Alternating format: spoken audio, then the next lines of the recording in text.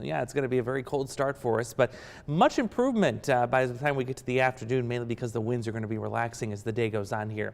Out the door this morning, commute-wise, not seeing any slowdowns here, but you're probably going to have to do some scraping on the old windshield again with temperatures as cold as they are this morning. Also want to continue to take you out and about here as we take our News 8 drone to the skies. Our director Greg Myers here in Davenport yesterday, Vanderveer Park, checking out some of those fall colors. Still a little patchy, but boy, some of the maple trees have really taken off here in the last couple of days with those really vibrant reds. Yeah, we'll show you some more of these views here as we continue on Good Morning Quad Cities throughout the rest of your morning here. Here's a look at the temperatures right now, and boy, have we really cooled off. 22 in Clinton. We've now fallen below the 30-degree mark here in the Quad Cities, and still enough of a breeze that we're seeing the feels-like temperature or the wind chill knocked down to the teens for some of us. So an awfully cold start, but again, big improvement by the time we get to the upcoming afternoon. The reason being is we're going to cut down the wind speeds today right around 3 to 5 miles an hour. We've been around 15, 20 miles an hour the last couple of days.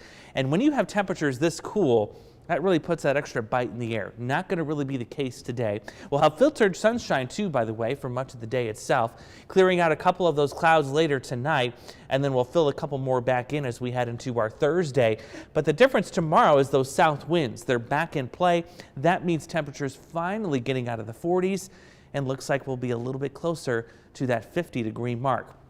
We're going to be watching this map very carefully tomorrow morning. We'll get the latest outlook on our drought situation come 8 o'clock Thursday. Likely going to see some improvement again. We've erased the drought south of the Quad Cities. We're slowly erasing it here to the north week by week. And I kind of want to show you why we're so concentrated on the drought outlook, especially this time of year when it comes to soil moisture.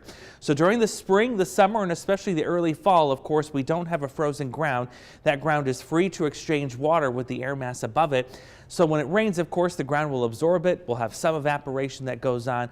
But as we get into the winter months, that process, it comes to a halt. The groundwater can't really be replenished because you're freezing the topsoil, especially when you have a prolonged period of some really cold weather.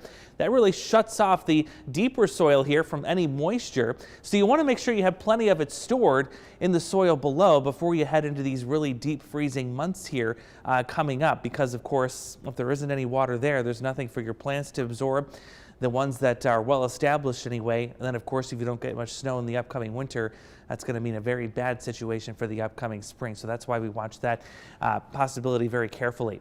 We are still looking at some warmth moving in by the weekend. So we'll go 40s today, 50s tomorrow, well into the 50s for your Friday. And then to start the weekend, we'll be well into the 60s. And it only gets warmer than that as we get into the second half of the weekend.